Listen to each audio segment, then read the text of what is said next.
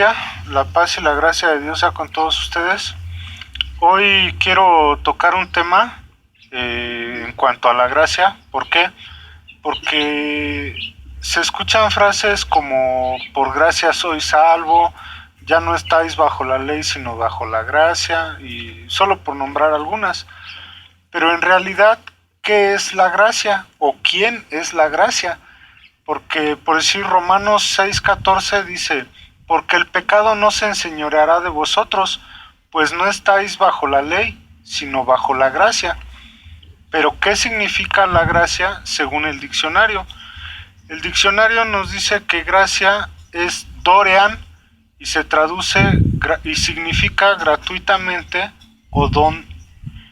Y lo encontramos en Mateo 10:8, donde dice, sanad enfermos, limpiad leprosos, resucitad muertos, echad fuera demonios, de gracia recibisteis, dad de gracia. Después encontramos otro significado de gracia que se traduce como charis o charis y significa gracia gratificante de manera o acción. En la forma espiritual, especialmente la influencia divina sobre el corazón y su reflejo en la vida, que significa también aprobación, congraciarte, donativo, favor, gozo, gratitud o mérito. Esa definición o esa palabra gracia se encuentra en Lucas capítulo 1 verso 30, donde dice, entonces el ángel dijo, María, no temas porque has hallado gracia delante de Dios. Esa es la otra gracia. Pero, por decir Efesios 2:8 dice, porque por gracia sois salvos por medio de la fe, y esto no de vosotros, pues es don de Dios. Entonces, cuando ya conoces las definiciones, puedes tener una amplia perspectiva de a lo que se está refiriendo. Pero, pero la Biblia también nos da su propia definición, porque nos deja ver que el Espíritu Santo también es la gracia. ¿Por qué? Porque Primera de Corintios capítulo 15 verso 10 dice, pero por la gracia de Dios soy lo que soy, y su gracia no ha sido en vano para conmigo. Antes he trabajado más que todos ellos, pero no yo, sino la gracia de Dios conmigo. Es Pablo hablando sobre la gracia y se entiende que él está hablando del Espíritu Santo de Dios. ¿Cómo lo confirmamos?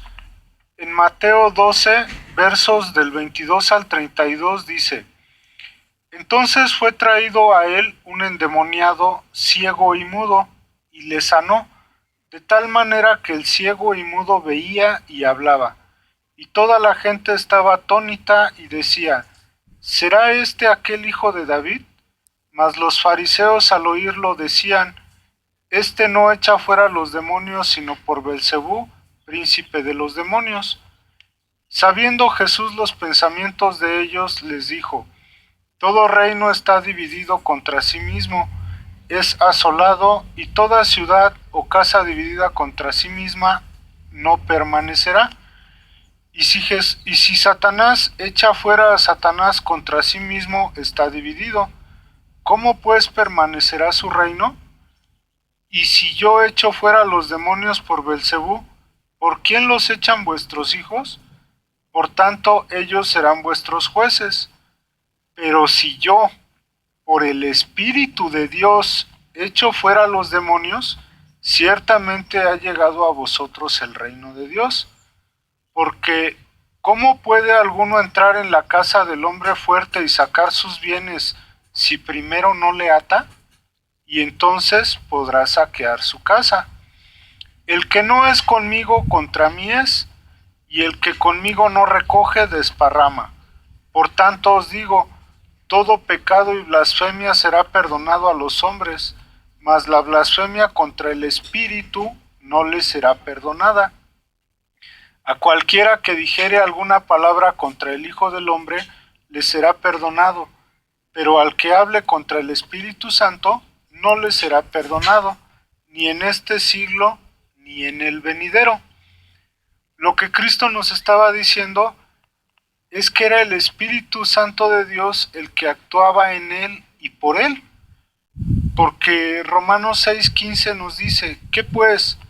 ¿Pecaremos porque no estamos bajo la ley, sino bajo la gracia?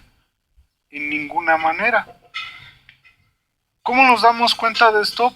Porque en Mateo 12, verso 28, dice, pero si yo por el Espíritu de Dios echo fuera los demonios, ciertamente ha llegado a vosotros el reino de Dios.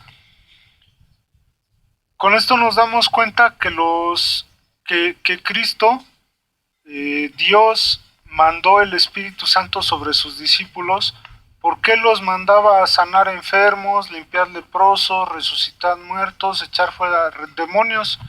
Y en Mateo 10, verso 8 les dice, de gracia recibisteis, dad de gracia. Y se estaba refiriendo a dar el Espíritu Santo de Dios. Entonces, el Espíritu Santo de Dios en realidad es la gracia. Según la definición bíblica, el Espíritu Santo es la gracia que Dios nos ha dado. Por eso titulé a este tema, ¿qué o quién es la gracia? Porque Pablo nos dice que él no actuaba por él, sino actuaba por la gracia de Dios. Cuando ya conoces esto, lo puedes leer así, por decir el ejemplo de 1 Corintios 15:10, dice, pero por el Espíritu Santo de Dios soy lo que soy, y su Espíritu Santo no ha sido en vano conmigo. Antes he trabajado más que todos ellos, pero no yo, sino el Espíritu Santo de Dios conmigo. Entonces, esto es lo que realmente nos deja ver la Biblia, que es la gracia. ¿Por qué, por qué Pablo decía que el pecado no se enseñoreará de vosotros? Pues no estáis bajo la ley, sino bajo la gracia, porque ya no obedeces a la ley, sino obedeces al Espíritu Santo que está dentro de ti, que mora en ti. Por ejemplo, el ejemplo de Lucas 1:30, donde el ángel le dice a María, no temas porque has hallado gracia delante de Dios. O sea, el Espíritu Santo está dentro de ti, tu actitud, tu vida espiritual da testimonio de que el Espíritu Santo está en ti. Entonces, por eso es que cuando tú tienes la gracia de Dios, el Espíritu Santo de Dios, es imposible que quieras pecar o que puedas pecar, porque está algo o alguien santo dentro de ti. Espero que esto haya sido entendido. Las definiciones están en la descripción del video, puedes checarlo. Estoy para servirte por cualquier duda o comentario. Y bueno, me despido. La gracia y la paz de Dios sea con todos ustedes. Hasta pronto. Gracias.